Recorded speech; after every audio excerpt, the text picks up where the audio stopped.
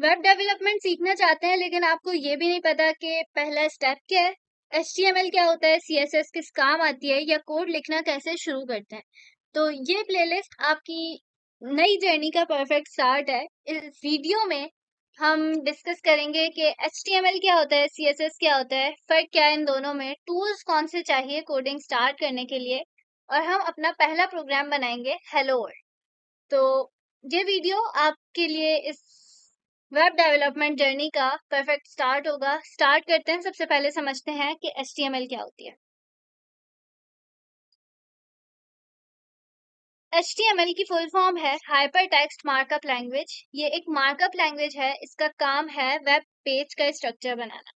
अब markup language क्या होती है, इसका मतलब क्या है कि वो लैंग्वेज जो सिर्फ स्ट्रक्चर बनाए, कोई प्रोग्रामिंग या लॉजिक नहीं, सिर्फ पेज का लेआउट बनाए।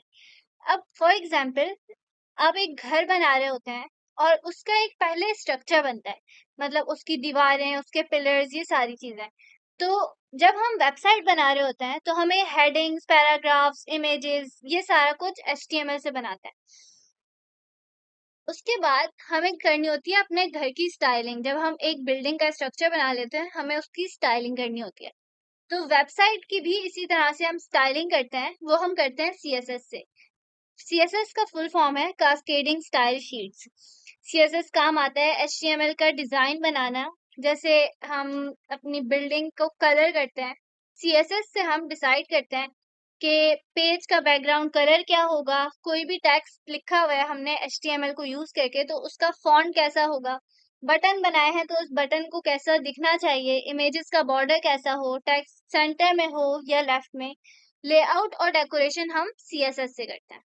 अब अगर हम HTML से स्ट्रक्चर बना रहे हैं सिर्फ, तो वो बोरिंग लगता है। CSS उसमें जो है कलर्स डाल देता है, उसमें जो है उसको अट्रैक्टिव बनाने के लिए यूज करते हैं।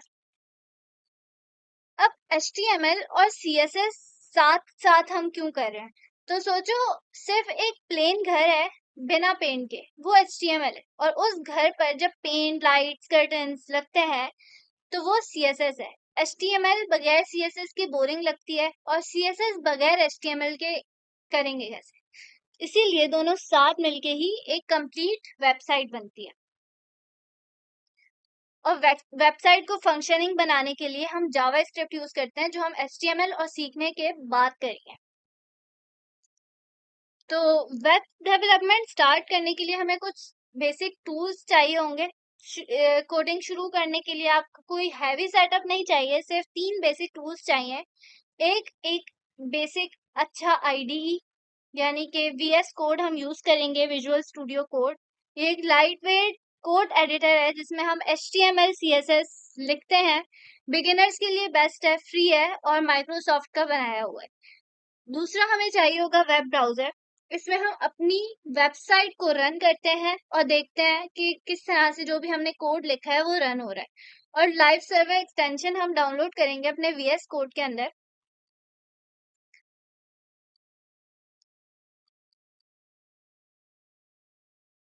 VS कोड में आप जब VS कोड की इंस्टॉलेशन से लेके सेटअप तक मैंने पूरा एक ट्यूटोरियल अपने चैनल पे डाला हुआ है। तो आई होप वो आपको बहुत ज़्यादा हेल्प करेगा अगर आप एक बिगिनर हैं, क्योंकि ऑब्वियसली स्टार्ट में आपको VS कोड थोड़ा सा डिफिकल्ट लगेगा, किस तरह से इसको सेटअप करना है और किस तरह से आप अपनी मर्जी से कस्टमाइज कर सकते हैं। तो if you want to know about all these things, कि ये सारी चीज़ें समझ नहीं आ रही, तो आप वो वाला ट्यूटोरियल देख लें, मैं लिंक डिस्क्रिप्शन में डाल दूँगी। यहाँ से आपको एक एक्सटेंशन डाउनलोड करनी होगी, ये वाली। ये एक्सटेंशन डाउनलोड करके आप जो है जब कोड लिखेंगे तो हर बार फाइल सेव करने पे पेज ऑटोमेटिकली रिफ्रेश हो जाता है। आप एक फोल्डर बना लो जिसमें सारी फाइल्स आप रखो, और ये फोल्डर हम VS कोड में ओपन करें। तो अब हम अगर एक फोल्डर बनाएं, हम अगर अपना हमें पहला प्रोग्राम लिखना है, उसके लिए हमें एक फोल्डर चाहिए होता है। जब भी हम कोई काम कर रहे होते हैं ना कोडिंग के लिए, तो हमें एक फोल्डर बनाना पड़ता है। आप डेस्कटॉप पे जाएं, राइट क्लिक करेंगे, फोल्डर के ऊपर क्लिक करेंगे, और यहाँ पे आप अपनी मर्जी से इस फोल्डर का कोई भी नाम रख सकते हैं। जैसे HTML CSS ट्यूटोरियल के नाम से हम एक फोल्डर बना लेते हैं। ठीक है। अब जितनी भी हम कोड्स लिखेंगे वो सारे इस फोल्डर के अंदर हम सेव कर सकते हैं।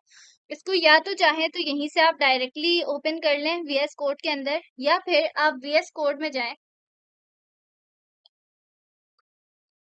और यहाँ पे फाइल पे क्लिक करके ओपन फोल्डर पे क्लिक करेंगे एंड देन यहाँ से अपना फोल्डर सिलेक्ट कर लेंगे जिसके अंदर आपको काम करना है। अभी जो हमने डेस्कटॉप पे इस नाम से फोल्डर बनाया था, इसको सिलेक्ट कर लेते हैं। ठीक है, अब ये फोल्डर हमारा VS कोड के अंदर ओपन हो गया है। ठीक है, अब इसके अंदर हमें जो है एक फाइल बनाएंगे जिसके अंदर हमें सारा का सारा कोड लिखना है। ठीक है, तो यहाँ पे इसको क्लोज करते हैं और सिर्फ ये वाली फाइल, यहाँ पे हम एक फाइल बनाएंगे index.html के नाम से। जब भी हम कोई फाइल बनाते हैं ना, ठीक है, अगर हमें HTML में काम करना है तो हम उसी की एक्सटेंशन साथ लिखते हैं, ताकि जैसे अगर हम HTML कर रहे हैं तो .html, अगर हम C लैंग्वेज का काम कर रहे हैं तो हम C लिख देंगे यहाँ पे, C++ में .cpp। इस तरह से हर लैंग्वेज की अलग एक्सटेंशन है। ठीक है, ये हमारी फाइल बन गई। ठीक है, अब टाइप करेंगे हम शिफ्ट प्रेस करके, आप 1 प्रेस करें। ठीक है, तो एक पूरा स्ट्रक्चर आपके पास ऑटो जनरेट हो जाता है लाइक दिस। सही है, अब ये स्ट्रक्चर आता कहाँ से है और ये मैजिक कैसे हुआ एकदम से? तो आंसर है इमिट एब्रिविएशन, VS कोड का बिल्ट इन फीचर होता है। जब तुम सिर्फ और सिर्फ एक एक्सक्लेमेशन मार्क लिखकर टैब या एंटर प्रेस करते हो तो VS कोड ऑटोमेटिकली एक बेसिक HTML टेम्पलेट बना देता है और इसे कहते हैं इमिट, जो एक शॉर्टकट सिस्टम है कोडिंग को फास्ट करने के लिए, और ये VS कोड में बिल्ट इन होता है। इमिट क्यों यूजफुल होता है? बिगिनर को स्ट्रक्चर याद नहीं होता, इमिट हेल्प करता है, फास्ट लिखने में हेल्प करता है, और हर HTML फाइल का बेसिक स्ट्रक्चर ऑलरेडी सेट होता है। तो जब भी तुम नई फाइल बनाओ index.html के नाम से, उसमें सिर्फ और सिर्फ ये लिख के जो है एंटर कर दो, तो हमारे पास एक बेसिक स्ट्रक्चर सेट हो जाएगा। अब इस बेसिक स्ट्रक्चर को अगर हम समझें तो डॉकटाइप HTML ये एक डिक्लेरेशन है, ये ब्राउजर को बताता है कि ये फाइल HTML5 वर्जन में लिखी गई है। अब ये इम्पोर्टेंट क्यों है? क्योंकि अगर ब्राउजर को नहीं पता कि HTML5 है तो कुछ टैग्स गलत काम कर सकते हैं, तो ये लाइन हमेशा फाइल के बिल्कुल टॉप पे लिखी जाती है। उसके बाद यहाँ पे है HTML language equals to English. अब यहाँ पे HTML क्या है? ये मेन टैग है जिसके अंदर सारा HTML डॉक्यूमेंट होता है, हर चीज जिसमें आता है हेड, बॉडी, और फिर हमारा HTML का क्लोजिंग टैग आता है। अब यहाँ पे लिखा हुआ है लैंग्वेज इंग्लिश, तो पेज इंग्लिश में लिखा गया है। ये एक्सेसिबिलिटी और SEO के लिए हेल्पफुल होता है। उसके बाद है हमारा हेड।